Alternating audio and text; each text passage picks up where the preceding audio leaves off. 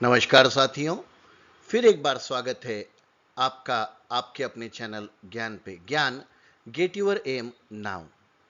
जैसे कि मेरे सब साथी लोग जानते हैं, हम लोग हमारे इस चैनल में सीसीएस रूल्स के बारे में बात करते हैं और अभी प्रेजेंटली हम लोग जीएफआर और एडवांस एसके एमसीक्यूज की सीरीज देख रहे हैं, जो कि 8 वीडियो की सीरीज है। और इन 8 वीडियो में से अभी तक मैं 5 वीडियो पोस्ट कर चुका हूं। ये 6वां वीडियो जल्दी आपके पास में पहुंच रहा है। तो दोस्तों, हाँ, अगर अभी तक आपने मेरे चैनल को सब्सक्राइब नहीं किया होगा तो सब्सक्राइब कर लीजिए और बेल आइकॉन को प्रेस कर दीजिए, ताकि आने वाले मेरे सभी वीडियोस के नोटिफिकेशन आपको वक्त से मिलते रहें। दोस्तों, अगर आपको लगता है कि कोई और भी टॉपिक पे वीडियो बनना चाहिए तो आप मुझे ज़रूर बताइए। आपकी राय वेलकम रहेगी। जो भी आपको लगे, बेझिझक आप मुझे कमेंट करके कमेंट बॉक्स में बता सकते हैं। कमेंट बॉक्स में मेरे सभी वीडियो की लिंक आपको मिल जाएगी और साथ ही साथ इसकी जो पीडीएफ है, इसके पब्लिकेशन के दूसरे या तीसरे दिन आपको मेरे टेलीग्राम चैनल पे मिल जाएगी। उसकी भी लिंक वीडियो के डिस्क्रिप्शन बॉक्स में दी हुई है। तो चलो दोस्तों, शुरू करते हैं आज का हमारा पहला सवाल। आज के इस वीडियो में हमने 25 सवाल लिए हैं, तो हमारा पहला सवाल देखते हैं दोस्तों। What is the time limit for execution of a contract document after issue of a letter of acceptance? अगर किसी ने किसी कॉन्ट्रैक्ट को एक्सेप्ट कर लिया तो उसके एग्जीक्यूशन का टाइम लिमिट क्या होगा? तो दोस्तों, इसका सही ऑप्शन क्या होगा? इसका सही ऑप्शन है ऑप्शन नंबर सी, 21 दिन। 21 दिन, 21 days is the correct option. आपको उसको लेटर जो इश्यू करना है, एक्सेप्टेंस का लेटर, वो 21 दिनों के भीतर कर देना है। हमारा अगला सवाल, वर्क्स कॉन्ट्रैक्ट्स और contracts for purchase valued between blank place where tender documents include the general condition of contract GCC, special condition of contract SCC, and scope of the work, the letter of acceptance will result in binding a contract. जहां पे SSC और GCC की जरूरत पड़ती है, scope of work के contract की जरूरत पड़ती है, तो वहां पे कॉन्ट्रैक्ट की वैल्यू क्या होती है? 2 लाख से 15 लाख, 1 लाख से 10 लाख, 4 लाख से 8 लाख या 5 लाख से 20 लाख दोस्तों? तो दोस्तों, इसका सही ऑप्शन है ऑप्शन नंबर बी, 1 लाख से 10 लाख तक की उसकी वैल्यू हो सकती है। हमारा अगला सवाल, who is competent to give approval for creating new autonomous institutions? कोई भी ऑटोनोमस इंस्टीट्यूशंस को बनाने का अधिकार देने का पावर, कॉम्पिटेंट कौन है? कि जैसे ऑटोनोमस बॉडीज होते हैं, आप जानते होंगे, नवोदय समिति या केंद्रीय विद्यालय ऑटोनोमस बॉडी है, तो इनके अपने रूल्स हैं। वैसे ही यूनिवर्सिटीज अभी ऑटोनोमस बहुत सारी बन रही है मोदी जी के राज में। तो ये कॉम्पिटेंट अथॉरिटी कौन होती है जिसको जो ये ऑटोनोमस का दर्जा दे सकती है? तो दोस्तों, इसका सही आंसर है option number A, cabinet. Cabinet ministry की बैठक में यह फाइनल किया जाता है कि किसको ऑटोनोमस इंस्टीट्यूशन का दर्जा दिया जाए। चलिए अगला सवाल शुरू करते हैं। Which information is required for award of grants in aid to an institution or organization? किसी भी इंस्टीट्यूशन या ऑर्गेनाइजेशन को ग्रांट इन एड, मतलब उसको अनुदानित बनाने के लिए कौन सी इंफॉर्मेशन की जरूरत पड़ती है? Article of association, bylaws, audited statement of accounts and all the above. मैंने पिछले वीडियो में आप लोगों को बताया था कि जहां पे ऐसे 2-3 ऑप्शंस हो और ऑल ऑफ दी अबव हो, तो 90% answer all of the above ही होता है, जैसे कि इसमें भी वही है। किसी भी इंस्टीट्यूशन को ग्रांटेड करने के लिए आर्टिकल ऑफ एसोसिएशन चाहिए, बायलॉज चाहिए और ऑडिटेड स्टेटमेंट ऑफ अकाउंट्स, ये सभी चीजें आवश्यक हैं। तो दोस्तों, इसका आंसर ऑप्शन नंबर डी है। अगला सवाल, what is the date of submission of annual report and audited accounts by the autonomous body to the nodal ministry for submission to the parliament? ये जो ऑटोनोमस बॉडी होती है, इनको अपना accounts, annual account submit करने का nodal ministry को, जो कि आगे पार्लियामेंट को सबमिट करती है, तो उसका आखिरी दिन क्या होता है? क्या वो 31 मार्च होता है? हमारे जनरल अकाउंट तो 31 मार्च को हम सबमिट करते हैं, पर इस स्थिति में जहां पे ऑटोनोमस बॉडी की बात आती है, उनको कुछ एक्स्ट्रा टाइम मिलता है, जो कि 31 दिसंबर तक होता है। Autonomous bodies can submit their annual account up to 31 of December. वो 31 दिसंबर तक अपना एनुअल अकाउंट नोडल बॉडी को सबमिट कर सकते हैं। When will the utilization certificate be submitted by the institution or organization regarding non-recurring grants to the ministry? जब ministry से कोई ग्रांट मिलती है जो नॉन रिकरिंग हो पाई है, तो उसके लिए यूटिलाइजेशन सर्टिफिकेट कब सबमिट किया जाता है? Within 6 month of the closure of the financial year खत्म होने के 6 महीने के भीतर, within 10 months, within 12 months या विद इन 4 मंथ्स? क्या होगा दोस्तों इसका सही आंसर? तो दोस्तों, इसका सही आंसर है within 12 months of the closure of the financial year खत्म होने के 12 महीने के भीतर आपको यूटिलाइजेशन सर्टिफिकेट सबमिट करना पड़ता है। चलिए अगला सवाल, who will countersign the utilization certificate for granting aid allotted to state government for implementation of central scheme। अगर सेंट्रल की स्कीम है और जो स्टेट को चलाने के लिए दी गई है, तो ऐसे स्थिति में ग्रांटिंग एड का जो यूटिलाइजेशन सर्टिफिकेट है वो कौन काउंटर साइन करता है? काउंटर साइन पूछा है दोस्तों, तो chief minister of the state करता है, या एडमिनिस्ट्रेटिव सेक्रेटरी करता है, या फाइनेंस सेक्रेटरी करता है, फाइनेंस मिनिस्टर करता है, या chief secretary of the state करता है। तो दोस्तों इसका सही आंसर है एडमिनिस्ट्रेटिव सेक्रेटरी या फाइनेंस सेक्रेटरी जो भी होता है उस स्टेट का, वो उसका सर्टिफिकेट जो है यूटिलाइजेशन सर्टिफिकेट, जहां पे स्कीम सेंट्रल की है और उसको यूज कर रहा है स्टेट, ऐसे कोई स्कीम का नाम आप मुझे कमेंट बॉक्स में कमेंट करके जरूर बताइएगा दोस्तों, और वीडियो में अंत तक बने रहिएगा। 25 सवाल इस वीडियो में, अभी 7वां सवाल हमने ले लिया है। अगर आप ये 25 सवाल करेंगे तो गारंटेड कहता हूं कि उसमें के 2 से 3 सवाल आपको आपके एग्जाम में मिल सकते हैं। चलिए अगला सवाल, under which ministry's order in granting aid regulated for provision of amenities or of recreational or welfare facilities to the staff of offices of the government। किस मिनिस्ट्री के अंतर्गत ये ग्रांटिंग एड को रेगुलेट करने का और एमिनिटीज के बारे में प्रोविजन करने का प्रावधान है? Ministry of finance, ministry of sports, ministry of home affairs, ministry of personal training. तो दोस्तों इसका सही आंसर है मिनिस्ट्री ऑफ होम अफेयर्स जो है वो इसको प्रावधान उनको दिया हुआ है, उनको अधिकार दिए हुए हैं कि वो ग्रांटिंग एड को रेगुलेट कर सकते हैं। हमारा अगला सवाल, what is the maximum one time grant that can be sanction for setting up of a recreation club. Recreation club set करने के लिए मैक्सिमम वन टाइम ग्रांट कितनी होती है? 25,000, 40,000, 60,000 या 50,000। तो दोस्तों ये ग्रांट कितनी होगी? तो ये दोस्तों ये ग्रांट है 50,000। 50,000 की ग्रांट दी जाती है काय के लिए? रिक्रिएशन क्लब के लिए। ये वन टाइम होती है, बार बार नहीं मिलेगी। अगला सवाल, which department is a nodal agency to execute a legal agreement for loans और grants from external funding agencies. External funding agency से कौन सा डिपार्टमेंट है जो नोडल एजेंसी की तरह काम करता है, जो लीगल एग्रीमेंट की बात करेगा, लीगल एग्रीमेंट बनाएगा? एक्सटर्नल डिपार्टमेंट में कौन सा डिपार्टमेंट है, कौन सी एजेंसी है जो लीगल एग्रीमेंट को एग्जीक्यूट करने के लिए बॉन्ड या लीगल एग्रीमेंट को बनाएगा, लोन का या ग्रांट का? तो दोस्तों इसका सही आंसर कौन सा होगा? इसका सही answer option number A, department of economic affairs.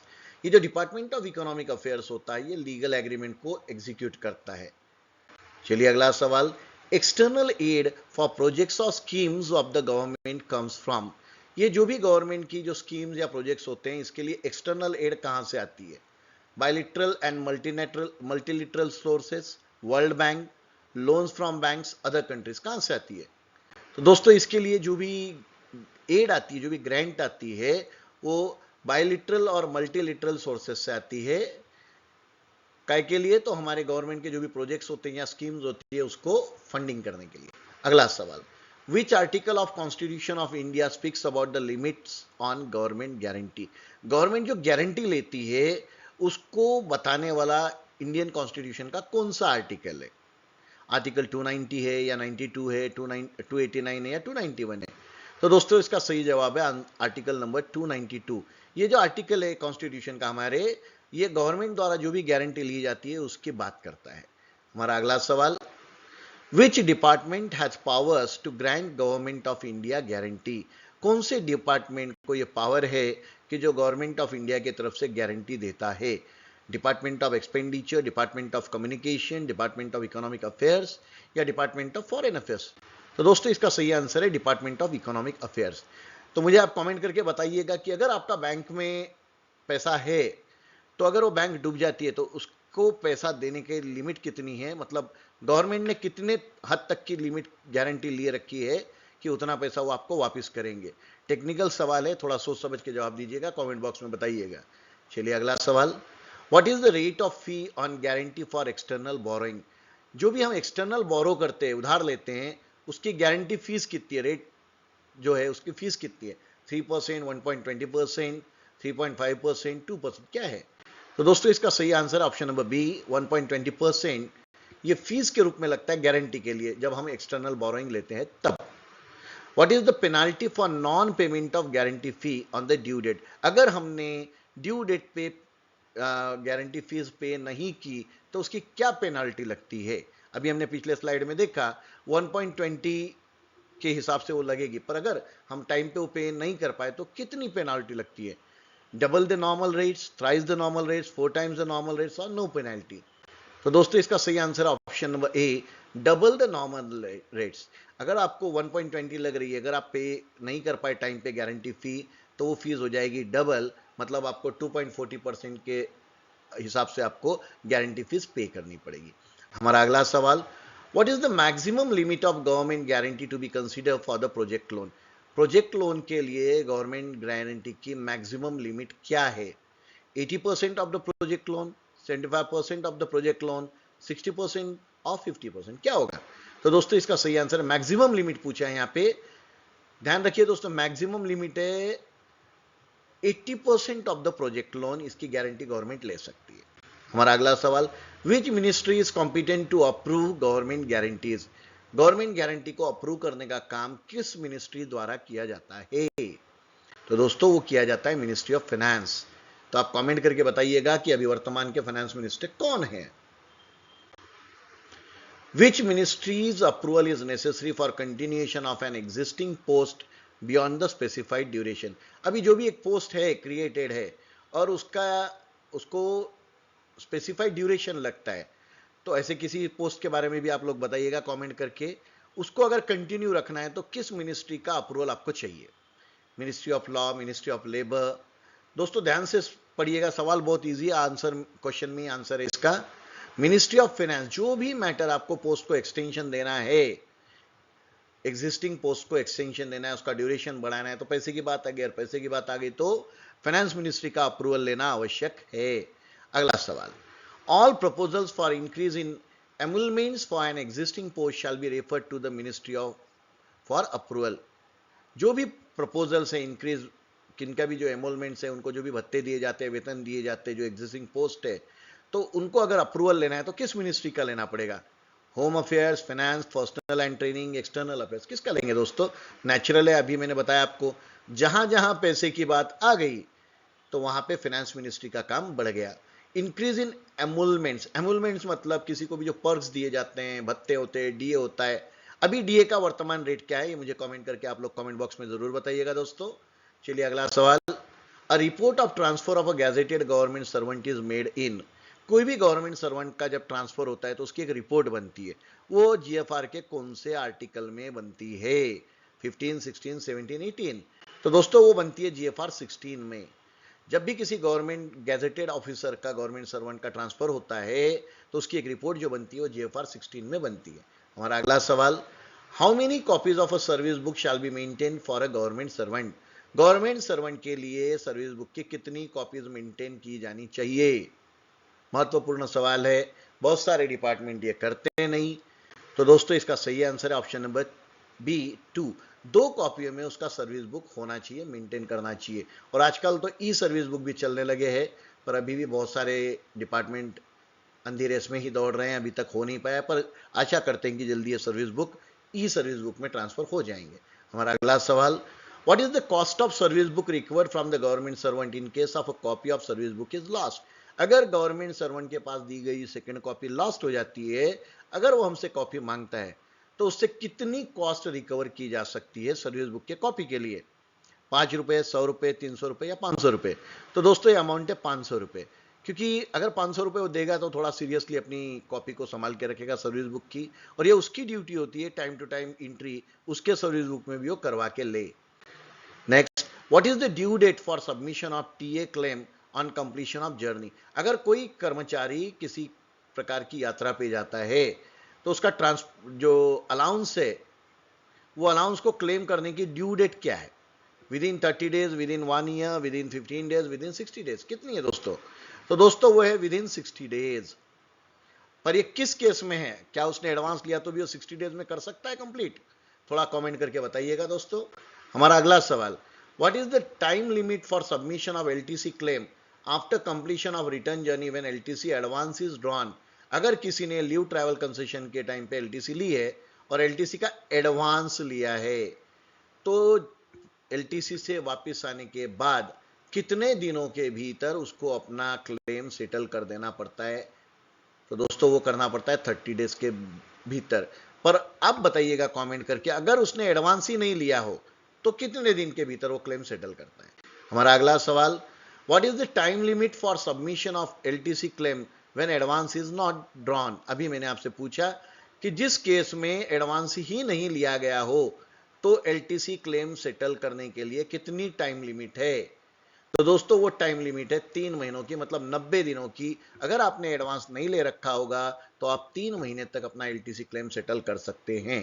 तो दोस्तों आज के लिए इतना ही, यहाँ पे हमारा ये वीडियो समाप्त होता है। अगर आपने अभी तक मेरे चैनल को सब्सक्राइब नहीं किया है तो उसको सब्सक्राइब करिए, और ये जो बेल आइकन है, ये बेल आइकन को प्रेस कर दीजिएगा ताकि मेरे आने वाले वीडियोस की सारी नोटिफिकेशन आपको समय से मिलती रहे और आपका और साथ साथ हम सभी का फायदा हो। साथ पढ़ेंगे साथ बढ़ेंगे दोस्तों। अगर आपको कोई भी वीडियो के बारे में कोई डाउट लगता है, कोई प्रश्न में अगर गलती लगती है तो मुझे कमेंट बॉक्स में कमेंट करके ज़रूर बताइएगा। मैं अगले वीडियो में उसको दुरुस्त करने की पूरी कोशिश करूंगा। धन्यवाद। Good night. आपका दिन मंगलमय हो।